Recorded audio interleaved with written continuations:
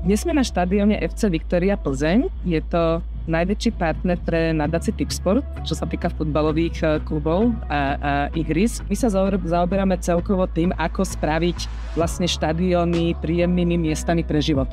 Mirku, aké vy máte očakávania od tejto našej spolupráce? My jsme za tu spolupráci určitě moc vděční a děkujeme za příležitost.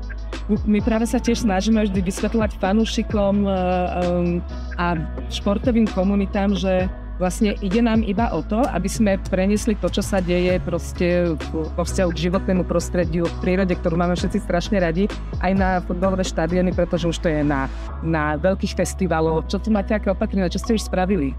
Určitě nejsme na začátku, nejsme na té startovní lině, už několik let zpátky jsou zavedený pro nás už běžné věci, jako vratý kelímky a motivace fanoušků, aby cestovali na fotbal ideálně buď to městskou hromadnou dopravou, aby využívali jiné možnosti než jenom automobil. Ďakujem pekne. Tak, milí fanúšikovia, veríme, že spoločne sa nám zase podarí priviesť české štadióny k tomu, aby boli krásne miesta, kde radi chodíte a kde sa budete cítiť presne ako doma.